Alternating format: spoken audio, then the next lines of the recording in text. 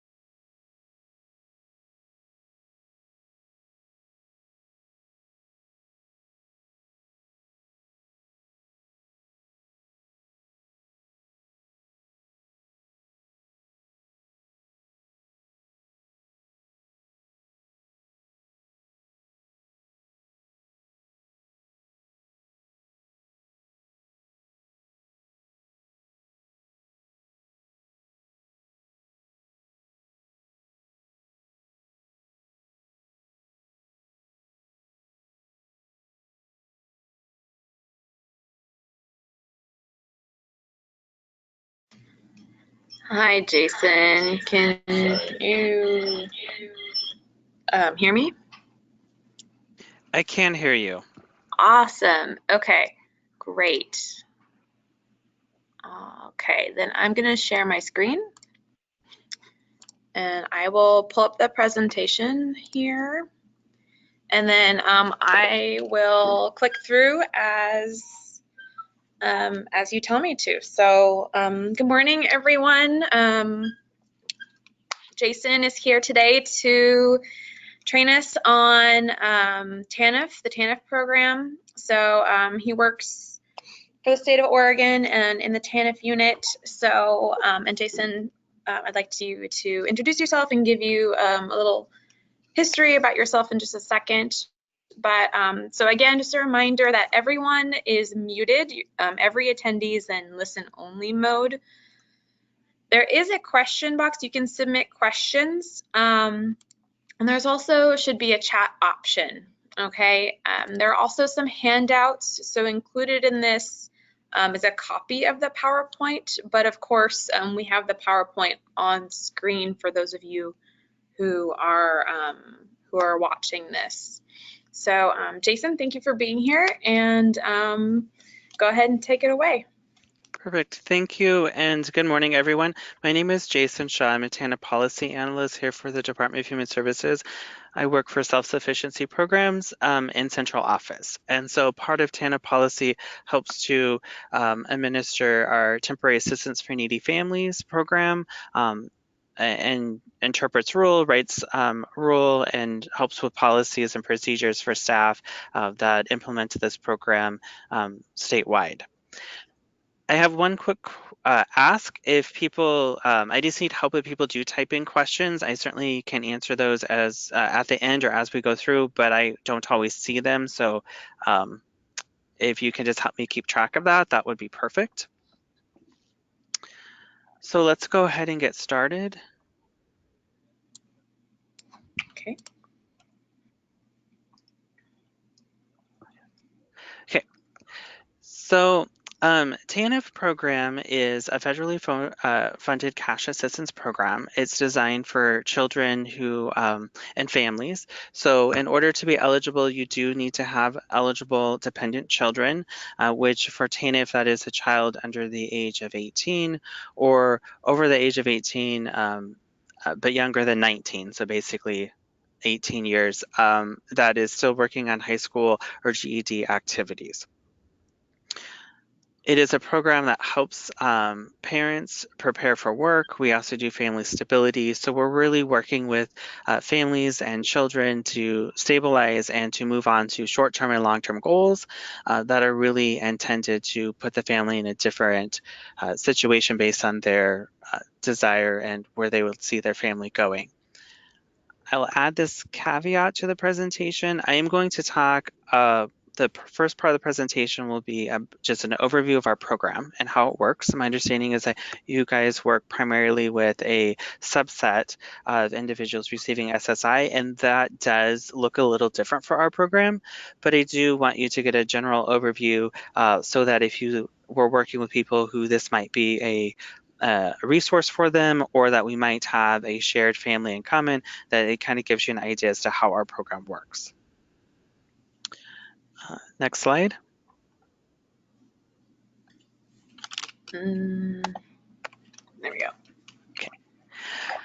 So originally TANF is part of the Department of Children Aid for Dependent Children program through the federal government, and it's been around for quite a long time.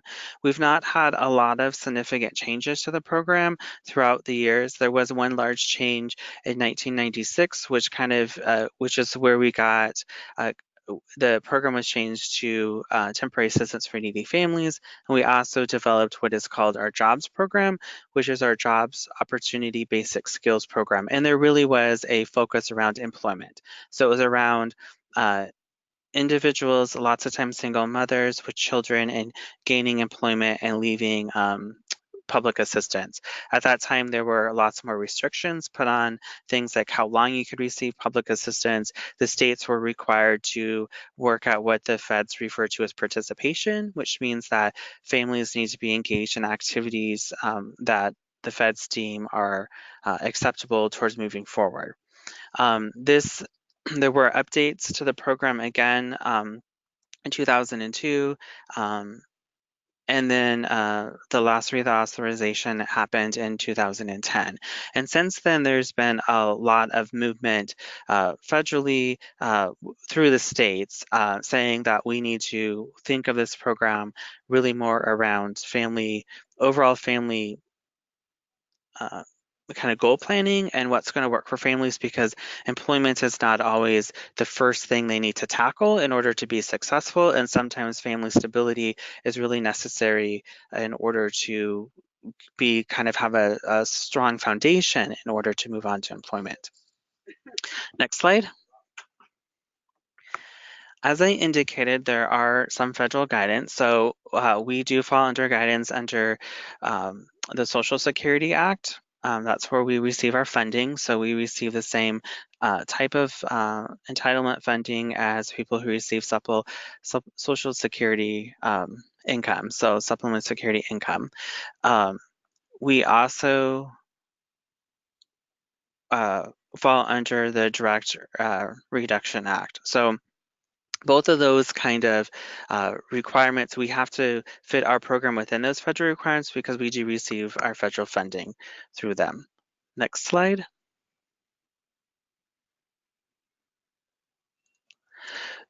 So as I indicated, in Oregon, we have over the past few years, we've really moved towards how we can work with families differently. And there are some limitations to that through our funding and through federal requirements, but really looking at how do we work with other partners? So how do we partner people up with other agencies that might be able to provide different services or services in a way that are more beneficial to the family? And so a lot of that comes in with DoD services or voc rehab, or working with, so we actually have a team that will work with people who believe that they could get Social Security, and they actually work with a disability analyst to help them gain Social Security for the adult if they believe that they're unable to work due to whatever conditions that might apply. Next slide. So I did talk about just in general the TANF program, as far as that it's a child-based program for individuals with dependent children. It provides a very small grant amount, as I think most of you know if you've worked with families who receive assistance for a family of 3, so that could be 2 adults and 1 children or 1 adult and 2 children, it's $506.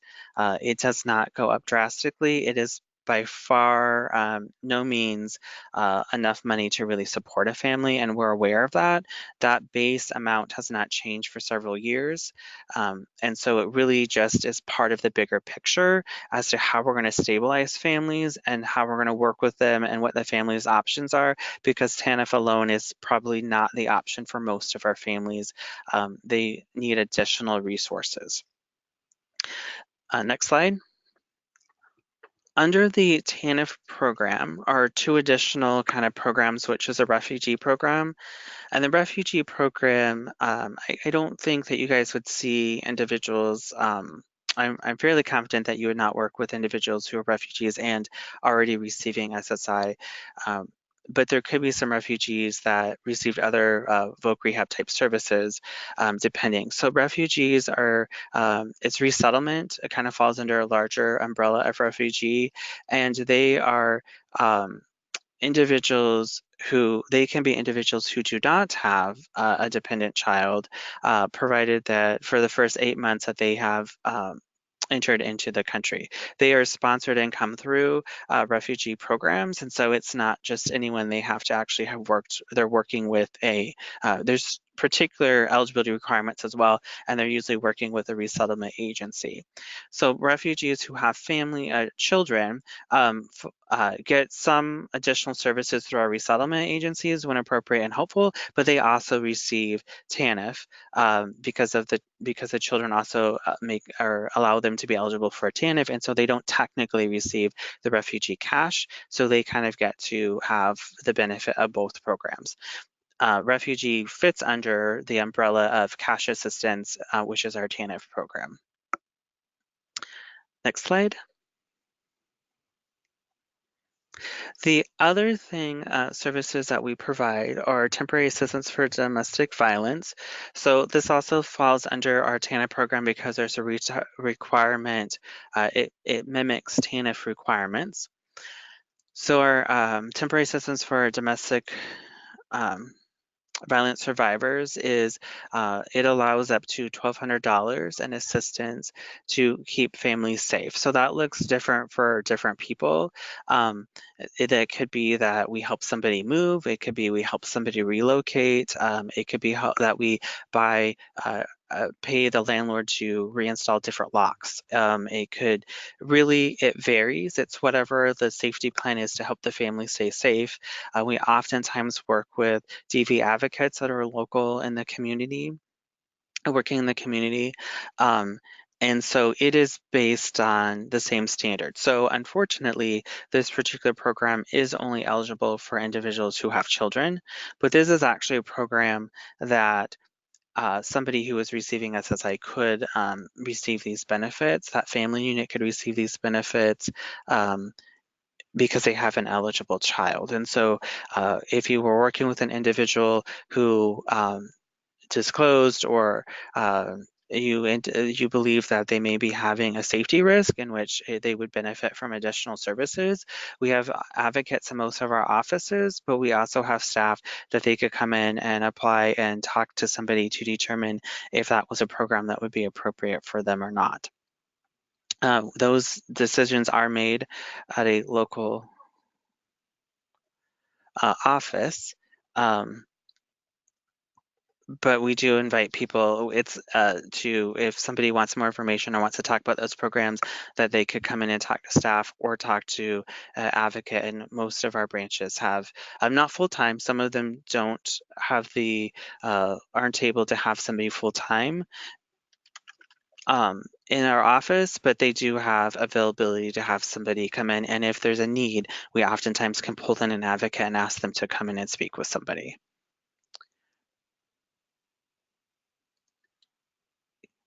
Okay. So I'm going to briefly, actually, before I go on, are there any questions? Any questions typed in? No, I don't see any questions. Anyone have questions? No? Okay, perfect. So we'll talk about just base program eligibility because it's kind of is important. So it helps people kind of see the difference and then how we work differently with different families. So next slide, please. So some of the things, so as I've mentioned that you have to have a dependent children, you also need to have a caretaker so a parent or caretaker relative. So one thing that I didn't mention is that this also could be, so TANF can happen for individuals who are raising relatives. So an aunt or an uncle could get a non-needy caretaker relative, or they could get a needy caretaker relative. The difference is whether or not their needs are considered. So an aunt may be receiving Social Security income, would not need to be SSI completely. It could be any kind of disability income that was not needing themselves because they're able to help with they're able to pay their needs. Basically, there's an income limit test, but we would look to see if they were raising grandchildren, nieces, nephews, sisters, brothers, that if those children were eligible, we could look at a grant for just the children. The grant standard is a lot lower and it's based on how many people are in the house, but it often is helpful to families, especially when they're already struggling and now raising children that oftentimes they didn't plan for financially. Like, you know, children just show up someday and they're like, oh, I have now a 15-year-old and they are expensive and they need school clothes. And so sometimes that's really, it is helpful and is available for the non-needy caretaker relative is available for individuals raising family members regardless of the income type that they have. They do have to pass an income limit, which is much higher in order to qualify. So that might, if you are talking with somebody or meeting with somebody and they indicate that part of their family is that, their grandkids moved in or their niece or nephew moved in and that's been a real struggle, then it's possible that this would be a resource that they may want to check out. So the other piece is that you have to be an Oregon resident. You need to be a citizen and you have to provide a social security number. I think these are base information for most of our programs. You don't have to provide proof because we can run that. You just need to provide the number. You do need to cooperate with the Division of Child Support. So we do ask that the absent parent, unless there is a safety concern, that we ask that the absent parent or parents are responsible financially and the Division of Child Support will ask for some of the state's money back. It also is nice because sometimes it helps establish court orders because we're real quick with helping people establish court orders. So it's often helpful because sometimes people will close their TANF grant once that order is established and they will just receive the child support and that's a resource for both them and their child. So sometimes it ends up being really nice for families because they get to keep that child support regardless of what their income looks like in the future. Like that continues to go to their child even when their TANF closes. We also look at how their employment and we look at how long they've been on assistance. Next slide, please.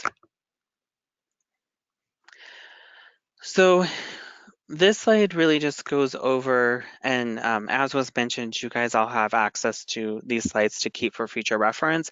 These slides go over kind of the base requirements around the income as it relates to TANF. Next slide.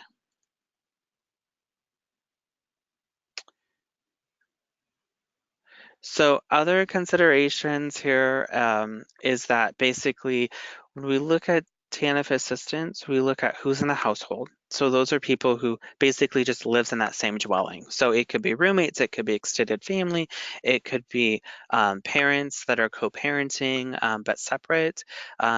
It's whoever physically lives there. The filing date is who is required to apply together. And so those are people who are related through the children by blood, marriage, or adoption. And so we look at, it's all based on the child. So if you have a child, we look at who are the biological parents. Do those biological parents live in the household? Are they the caretaker of this child? Is there a different caretaker? And if there is that caretaker related to them?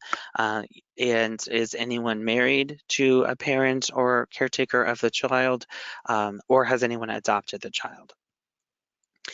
Um, we also look at financial, which is of the people that are required to apply together, whose income counts and what does that look like?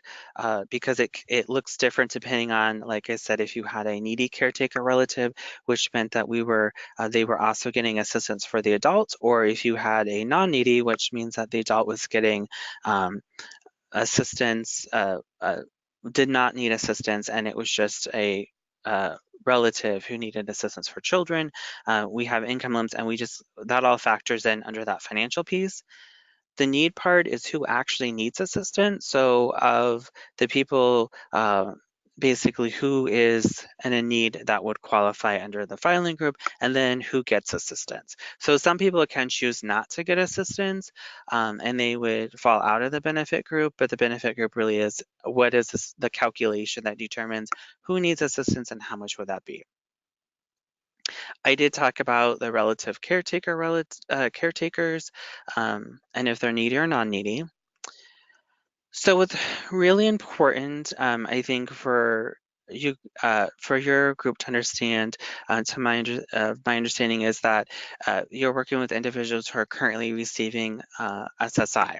So SSI recipients fall out at the financial group that I talked to up above, which means that their SSI does not count. So providing they're getting SSI, at least $1 of SSI, that does not count, and they don't get assistance because they're getting SSI.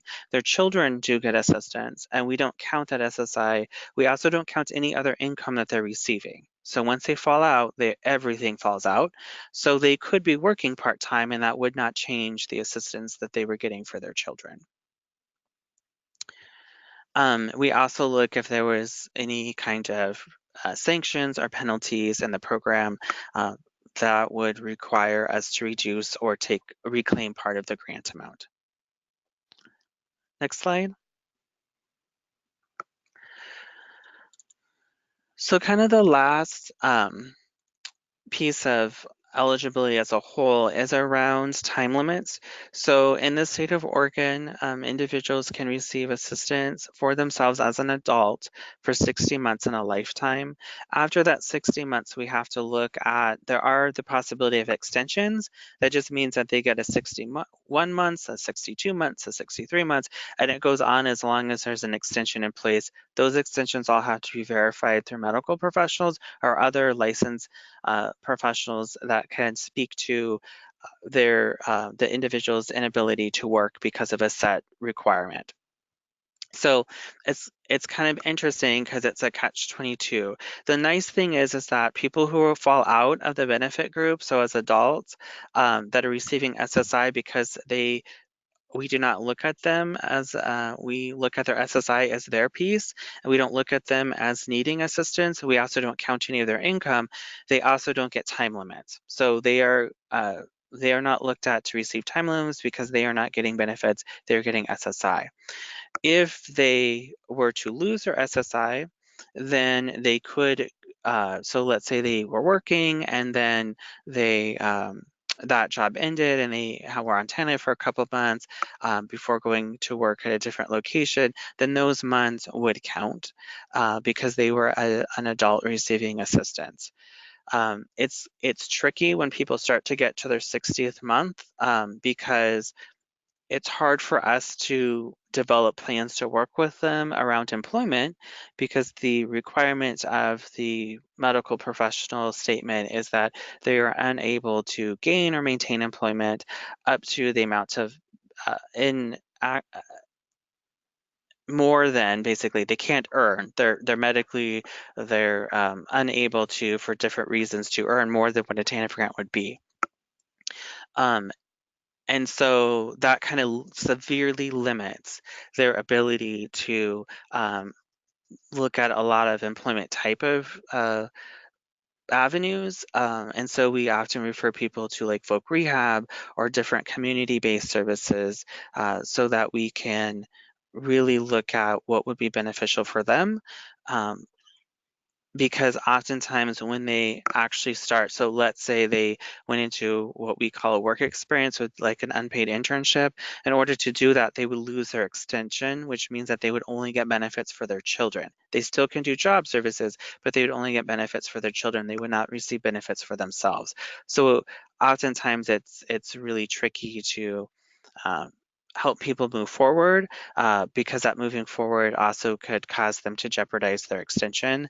And so they have to figure out which avenue they're going to go.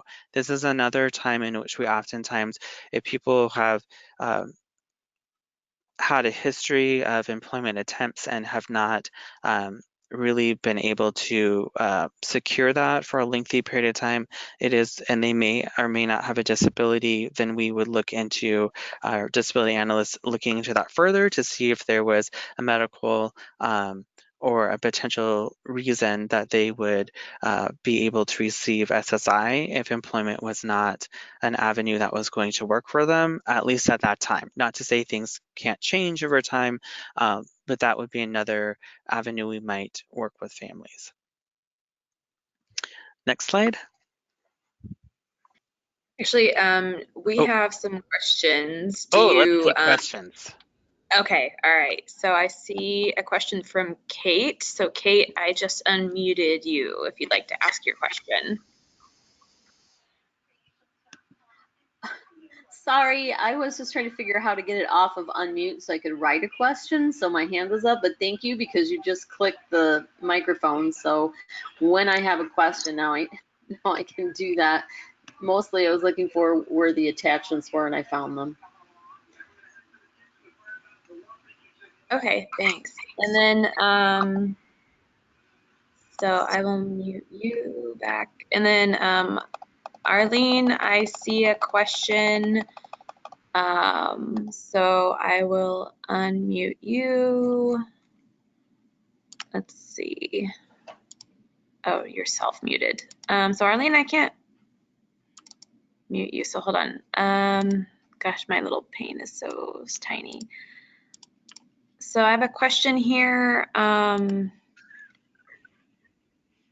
What if someone has children and a very low amount of SSDI, which qualifies them for TANF? Oh gosh, sorry, my question pane is like really tiny and it's not letting me.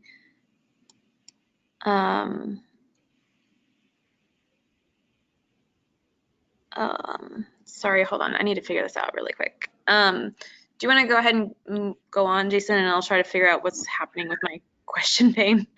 We can, and I can talk a little bit about SSDI, and that may cover it, and then we'll move on. Does that work? Yeah, that works. Thank you.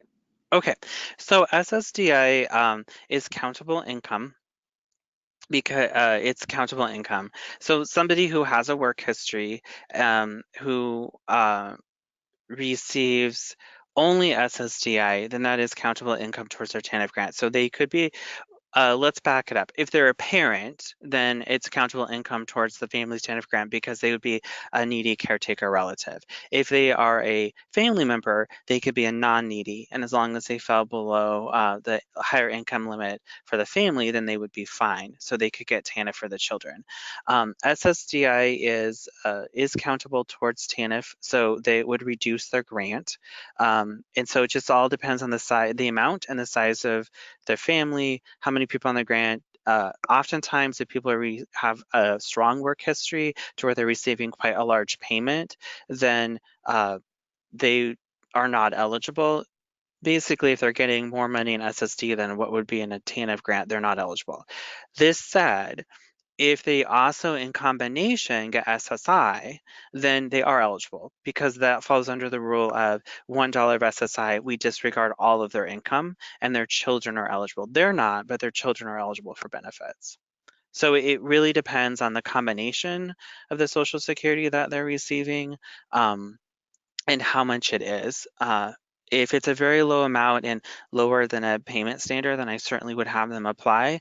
Or if they're getting any SSI as well, because some people get both because their SSDI is not higher than the SSI payment standard, then sometimes they will get both. And in that situation, they certainly should apply for their children. And we can move on to the next slide. Actually, I have 2 other questions. Do you mind? Yeah. Or actually one other question. Okay. There's one from Arlene Jones. She's asking for the TA or the TANF DVS program. Is the recertification done annually? So for the TADVS program, it's only 90 days. So after 90 days, so it's really a short-term safety program. And so if somebody is in a domestic violence or safety situation, then it's a short-term safety planning around how does that look different? What can we, because it's not a lot of money, and so how can we help somebody and their family be in a different situation that's a lot safer? And the participant develops a plan that's right for them. And then we will oftentimes help pay for what's needed to implement that plan. It oftentimes involves other community partners, but the duration of that is 90 days. And we understand that some people have ongoing safety concerns after the 90 days, but if they have not used that amount of money in 90 days, then they technically reapply. But what we usually do is continue to work with people, and then when they're ready and need the financial piece, then we can reevaluate and redetermine eligibility for that program, and it would be another 90 days. Okay, thank you. Those are all the questions. So I'll go to the next slide now.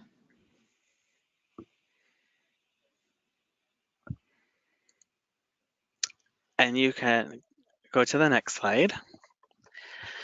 So as I stated before, we really have embraced in the last couple of years a family coaching model, which is a model that really does wraparound support. So as I indicated, somebody who receives SSI, and this will come a little bit in the next couple of slides, they don't get other outside resources. We basically can't pay for a whole bunch of things. But what we can do is provide support around family coaching, offer ideas, concepts like community resources, and really be that sounding board with them to kind of brainstorm where they might want to go. And so that's something that we offer all families. It looks a little different for some of our families, depending on whether or not they're technically receiving benefits or not, because different levels of staff may work with families based on the office. But those are always scenarios where we can help people kind of think through like what might be best for their family. And provided that they're receiving TANF services, at least somebody in the family is receiving TANF services. Okay, next one. So some of the screenings and referrals we do, one of the things that's required for anyone, again, this would not apply for somebody receiving SSI, but I think we certainly could work with them and provide this if they ask for it, but we do employability screening. That's basically 4 questions around employment. It's a requirement that we provide this. It's done at eligibility. It's around, basically how employable at this very moment are you? So somebody receiving SSI or a non-needy caretaker relative, they're not required to seek out employment services, and so they would not be required to do this. We also do a learning needs screening. So we assess, there's a series of questions we ask to assess if a person has a potential learning need. or a gap in a learning or a disability. And so if that is the case, then we can refer them on to have a full learning disability testing. That is usually done through a full psychological, which is super scary to people, but it's just how we pay for it. And it also helps provide additional insight, which is sometimes really helpful. What's oftentimes really helpful with this testing is that they actually get definitive information back. So for instance, if somebody comes back and says that they have a learning disability or deficiency around like math, and that it would be helpful for them to have a calculator, the actual, because these are provided by a licensed doctor, they actually can put in the evaluation what needed accommodations might be helpful, or what areas need to be identified as that we would need either us as an agency, but also employers would need to provide around accommodation. So if somebody has a math or short-term memory, let's say somebody has a short-term memory diagnosis, then what they could go, that person can take that information and say to an employer, potential employer, or while working with us or other agencies that, hey, I know this about myself and this is my documentation, and I would like to be able to write things down in a journal, or I would like things put in a list for me. So it actually helps people advocate for things that are going to help them be successful in many avenues of life, but definitely it's very helpful for many of our individuals who are not going towards SSI, like that's not their path, but they just need additional thoughtfulness around how we provide services, and also thoughtfulness around how employers interact with them. And so it's really helpful to them because they can tell employers, this is just who I am, and this would be really helpful if you could provide this. And then employers are required to do so because these are documented, and so they actually then are required to provide reasonable accommodations. So things that they get to take with them and know about themselves and move on, hopefully years beyond ever needing us, it's things that they can continue to use to help them and their family. We also do a GAIN short screening tool, which is just some mental health, and it also talks around, it also determines if there could be a potential for a substance relationship with individuals. And so depending on if they score fairly high on those, then we can refer them to providers in the community. We contract with some mental health providers, but we would refer them off to providers that might be able to give them additional resources and skills around both of those. Next slide. So the other thing that we have started the last couple of years, we've modified how we do it, but it's really a family assessment. And so our family assessment is way more comprehensive. It has a lot of information, and we provide a lot of kind of training and details to staff around being trauma approach, and that our families come with multiple different historical happenings, like their lives are very diverse, and how that relates then to their ability to work with us, how it relates to their ability to maybe gain employment, how that relates to their ability to even just have day-to-day interaction skills with peers. And so we really let the participant focus in on what's important to them, what areas they would like to work on, and then can help them kind of problem solve through how would that look different for them. And then when they've completed those short-term goals, then they move on to longer-term goals or more short-term goals, and so that they kind of start building those skills and process of kind of moving forward one little step at a time. And it's been really helpful from a lot of our families who just needed to kind of stabilize that foundation, as I had spoke to earlier, before really moving into kind of a higher level, more detailed, like case plan is what we used to refer to them more as. And so this helps people look at things like, it's really hard. We would have people that were super eager to become employed, could become employed very easily, but really struggled with like reliable childcare. And that would oftentimes caused them to lose the employment because their childcare wasn't over reliable, and they were just they would get a job, and so they were in the crisis management of, now I have to find childcare real quick.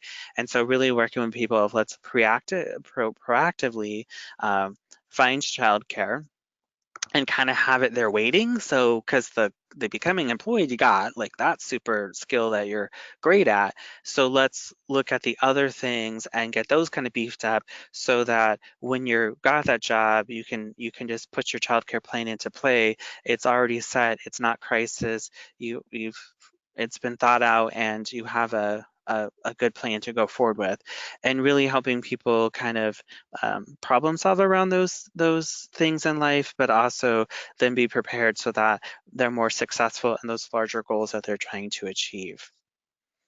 Next slide. So I spoke about our basic jobs opportunity and basic skills program, which is our jobs program, which is what most people in the community know about it as. I like to spell it out because it isn't just about getting employment or a job. Although that seems like that would be what it's about. It is really about identifying goals, plans, what's important to the family, and helping them move forward. And so sometimes that's working on things, like I said, childcare. That might be working on reliable transportation. That could be working on shelter and homelessness. All of those things that need to kind of come into play before, so that it helps support other long-term goals. When we move people right into employment, that works, but sometimes it is not real sustaining, and or the employment is just that. It's just employment for the day, and it's not something that they can actually build a future for their family with. It's not something they can go somewhere with. So we try to offer opportunities for other things like career development, technical training, again, community services that offer training and opportunities, either retraining through like folk rehab, or some of the programs through the community college where they do kind of the trades type training. That these things are avenues that help people gain skills that they're able then to go into a profession or an employment that there's room for them to grow and room for them to learn and continue to go forth. And it's not just employment for that day, that week, that month, that it really becomes something that they can become part of their family goal planning ongoing. And it's a stable piece of their kind of the resource they have. Next slide. So this is the part that I've kind of alluded to, I think, throughout the morning. But so our jobs opportunity basic skills program has three components to it. So individuals who are receiving TANF for themselves, along with some individuals who don't receive TANF because things are like they've timed out, or there are other reasons why they don't. But otherwise, if it wasn't for that particular thing, they would receive TANF for themselves. Those are individuals who are eligible for all full services, which includes contractor services. So we have jobs contractors that we pay to provide services. It also is financial services. We can pay, we call them support services, for things like transportation, childcare, those kind of things. So those are all, there's no restriction. Jobs volunteers are individuals who used to meet what we used to call a state exemption, but basically participants who, because of a particular situation, usually around the age of a newborn child or pregnancy, those individuals are able to volunteer, which simply means that all the services I described are available to them to their liking. They get to pick and choose what's helpful for their family and long-term goal planning. But if they choose not to partake, then that is fine during the time in which they are allowed volunteer. So they all have end dates. You can't be a volunteer forever, but during the time that you're considered a volunteer, then the department would not reduce your grant or would not or hold you harmed because you did not engage in services. And then there are the individuals who are exempt from jobs program, which used to be considered a good thing. And so we used to have people like, oh, let's see how we can be exempt because that sounds like something I don't want to have to do something extra. And it's really about not being able to support the extra. And the extra really is the dollars. So the extra being those contracted services, the support services, uh, and so those individuals are individuals who are not are federally considered exempt, but three of these categories are individuals who are not physically getting a TANF grant for themselves, and those are the non-citizens, people receiving SSI, and non-needy caretaker relatives. The fourth category is an individual or a parent, excuse me, they have to be a parent who is providing care for a disabled family member in their home. So if they're caring for somebody who lives in the home who has a disability, and because of that care needed, they're unable to gain or maintain employment, then they're exempt. All of these categories don't get services, and so what's important, services that we pay for outside of our office, and that does unfortunately include individuals who are receiving the SSI. So that's kind of the trade-off where we don't count your money towards your children's family grant, even if you're working a little bit, as long as you're getting the SSI, we don't count your money, but we also can't pay for things like transportation. We can't pay for things like services with our contractor. So what we do is rely heavily on community partners and do kind of building connections with community partners so that individuals have those resources. Next slide. So that's kind of what this slide talks about, is that that individuals receiving SSI we work with them with our family coach. They can receive services in our offices as far as case planning around where they would like to be, but we refer them out to community agencies. So we refer them out to housing agencies, we refer them out to employment agencies, and they just have to be employment nonprofits or for-profits, community agencies that we don't contract with. So it could be, so some places like in the southern part of the state, we contract with Goodwill, but we don't do that everywhere. So we could be referring people to Goodwill. They basically can't receive services somewhere that we're paying for. But there are many services. Voc Rehab is a great resource for families. So if somebody said, I'm receiving SSI, but I would like to regain employment or enter the workforce, then we would send them to places like Voc Rehab or to Goodwill, or there are lots of times some of our mental health providers in the community also have, depending on the reason for the SSI or disability, they also have employment goals, not employment goals, employment like supported work type programs in which they work with employers to have people gain kind of on-the-job training skills, and then from there, the goal is for them to become employed. Next slide. So this slide briefly covers kind of all of our programs, and I see that I apparently hit an extra space. This is about if you're receiving SSI and working. So for TANF, as I said, as long as you get that $1 of SSI, we don't count any of your income. So if that's other disability income, if that's pension income, if that's employment income, it doesn't matter. We don't count it because that entire person is removed from the financial group. So they would receive support services they would receive TANF services for the children. Where it becomes tricky is that somebody was receiving SSI and TANF for the children, and then they lose their SSI completely because they've gone to work or for another reason, then they also lose their potentially will be over income for TANF. And so they would also potentially lose their TANF grant. So it's real important that when people kind of consider what's best for their family, that if they're receiving TANF assistance for their children, that they do the math to see it's possible.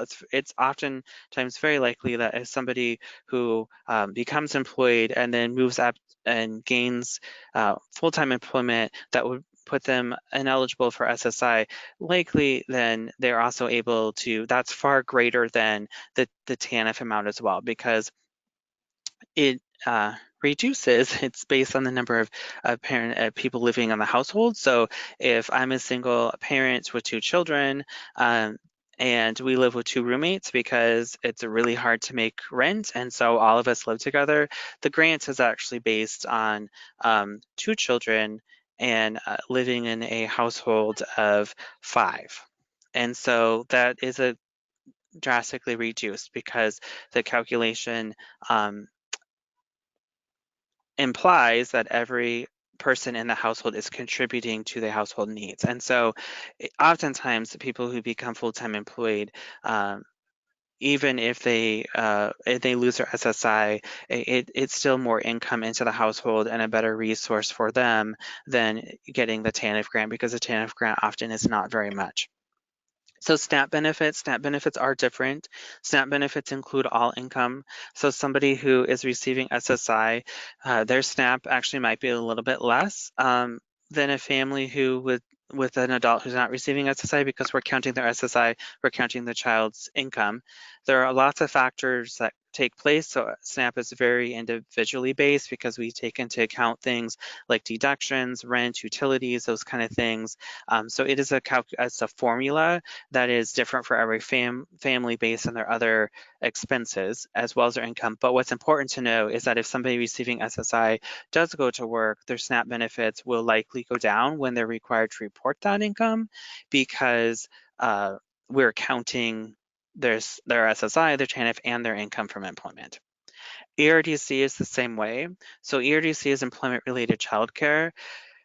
So one of the support services that people who receive TANF are eligible for, that people who receive SSI and TANF for their children are not eligible for, is childcare payments through the TANF program.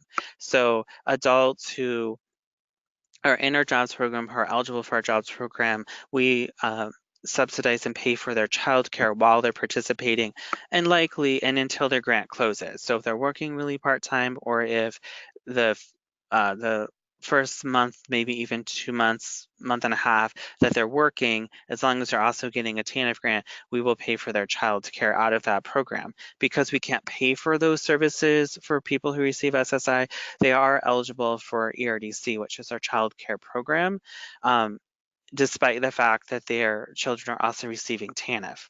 For most people who receive TANF, they cannot also receive ERDC because of what I described, where we can pay for the childcare. So we pay for it differently. They get the service, but they don't actually get the ERDC, which is employment-related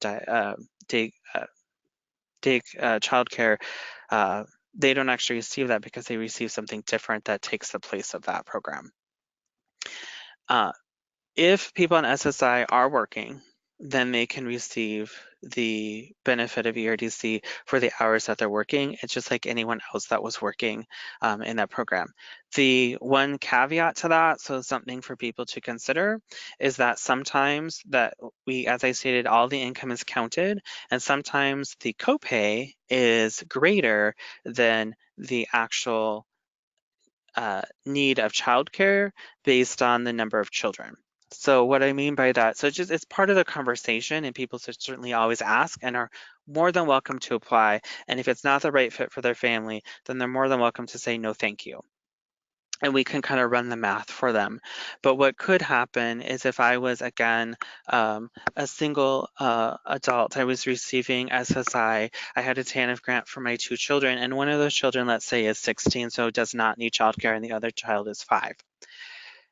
It is possible that between my SSI, my TANF for my children, and my income, that my calculation for and I'm only working part-time because I'm still getting SSI, so I'm not working full-time, I'm just working under the SSI limits, so I still get partial SSI payment, then it is possible that my copay to the provider is actually more expensive or is not reasonable compared to the actual amount that I need the provider for. So if I only need the provider for like 10 hours a week, my copay may be more than that would actually cost just to pay the provider out of pocket. And that's because it's based on total income, and the children who actually need the service. So all of that, like I said, is a calculation that we are more than happy to help people walk through, and then they can make that decision. No, I would rather just get somebody to help me. Maybe I'm going to pay the 17-year-old because I can give them a little extra money, it's cheaper. Maybe I can find a family member. Maybe I can barter with a neighbor or close friend where they watch my kiddo for a couple hours and I watch their kiddo for a couple hours. Like, people then can make a choice based on what that service would actually look like for them. So next slide.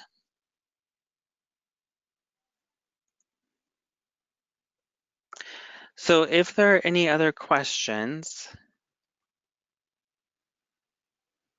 I have a question actually for you. Okay. So I'm wondering, because we had a conversation the other day about how sometimes these are intergenerational patterns. I'm thinking specifically with the jobs program. Does the jobs program address anything for or offer services for the children, like maybe older children, like youth in transition? Is there anything like that? Do you all serve that population or focus on that population at all? So yeah, indirectly, yes. So we are currently in the process of undergoing, really looking at what we call 2-gen, but it's really multi-gen family planning. So we're actively in the steps of looking at what that looks like. So providing not only services to maybe teenagers in the home and what that might look like, how we might support them, but also like grandma and grandpa that are in the home. So sometimes we have homes with like 3 generations and grandma aren't even getting benefits. It's just, mom and kiddo.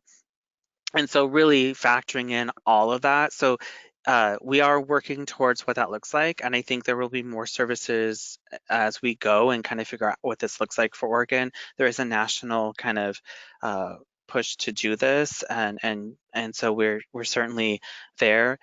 We do have other programs like Summer Youth Program that we certainly, and actually in the past have suggested strongly that we are advocated for and reached out to families who are receiving, particularly families where the parents receive SSI or other services for the children who are teenagers, in which they are allowed slots into subsidized employment opportunities during the summer.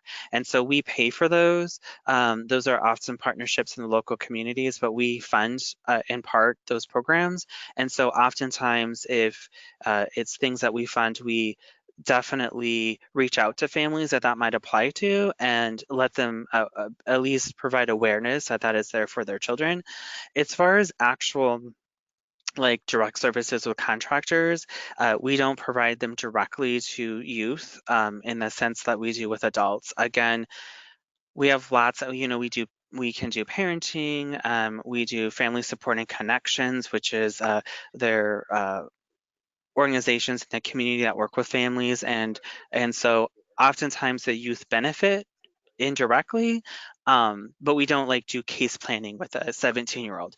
We might sit down with a 17-year-old and say, hey, like what does it look like after high school for you? Like what are your thoughts? And if we have parents that need additional help around like filling out FAFSAs or just getting ideas about what to do with their teenage child, like what their future might look like, we certainly provide that service from a coaching perspective, but we don't pay contractors to provide the service. Okay, thank you. So I don't see any other questions, but I'm going to go ahead and unmute people just in case they couldn't figure out how to submit questions. So I'm going to, let's see, do that now. So everyone should be able to unmute themselves. So if you have questions, go ahead and unmute yourself. Katie, this is Kate Tarter. I just have a real quick question. Is it allowed, or let's say, okay, if we get, and I can't see the name anymore, person who did the presentation, and I want to say it's Jason, his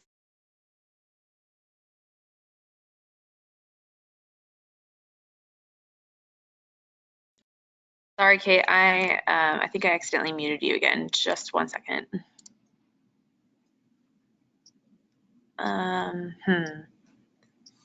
Yeah, Jason, I got your message saying that it muted you, and I'm trying to unmute you, but it looks like I muted everyone else. Okay, so Jason, can you?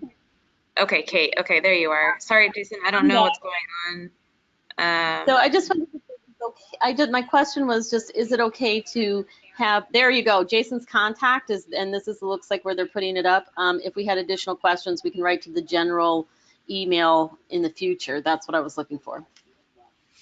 Okay, it looks like so. And I'm going to put you back on mute so that way I can try to unmute Jason. Got it. Okay. Yeah, thank you. Okay, Jason, I think you should be able to unmute yourself. Kate, this is Pamela from DSA. Oh. Okay, hi. So my question was, there was a comment about reclaiming the grant amount. So if they no longer were eligible for the program but did not change their benefit status, how do they reclaim the grant amount? Do they take it out of future SSI payments, or how does that change? Okay, thank you. I will let Jason take that. Jason, can you unmute yourself? Gosh. So Jason, it says, Oh, there it there went. you go. Maybe there's a delay. So, Sorry. So if they're receiving SSI, then they don't receive TANF, and we do not reclaim the TANF amount. Where we could reclaim TANF is if they're in the pre-SSI program. So those are for individuals who are going down the SSI path, but do not currently have SSI.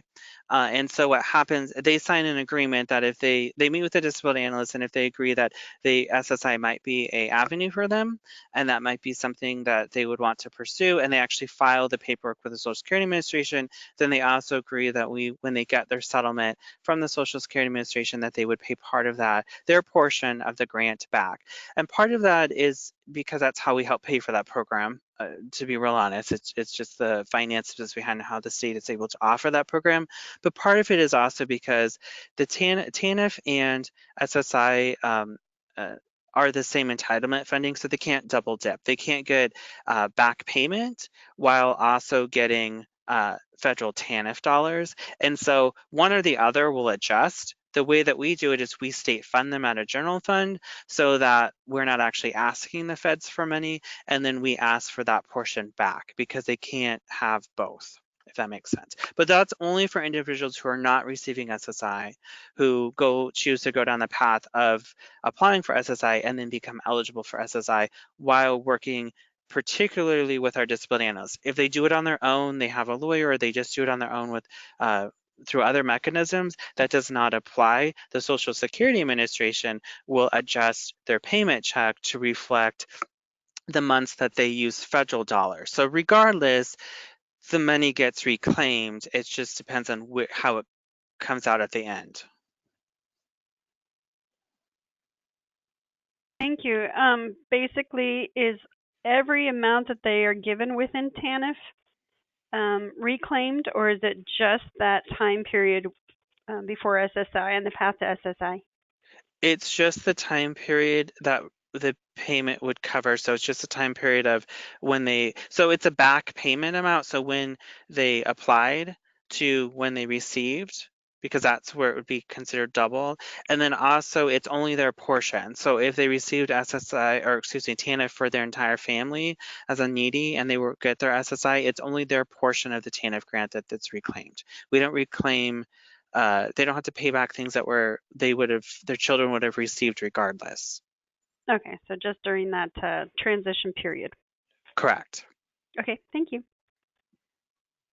And that I'm out of time, but I do ask that, so these are the TANF policy analysts. If you guys have questions, you're more than welcome to send them to our TANF box. It's helpful if you identify kind of where you're coming from, like your expertise, if you're a community partner, like it just gives us a frame of reference so we can help understand the question and provide you with the correct kind of the answer as to how it relates to the work you're doing. So it's helpful if you give that. My email is jason.d.shaw@state.or.us. So I have a .d.shaw in the middle. You're also welcome to email me as well. Wonderful. Thank you, Jason. We really appreciate you taking out the time today. And yeah, thank you everyone for your questions. And I'll send out the PowerPoint. It was included here in the handouts, but just in case some of you had trouble accessing those, Jason, do you mind if I just send it out to everyone? Is That's perfect. Fine with Yep. Okay, wonderful. Well, thank you so much, everyone, and I hope you have a good day. Thanks again, Jason. Thank you. Bye now.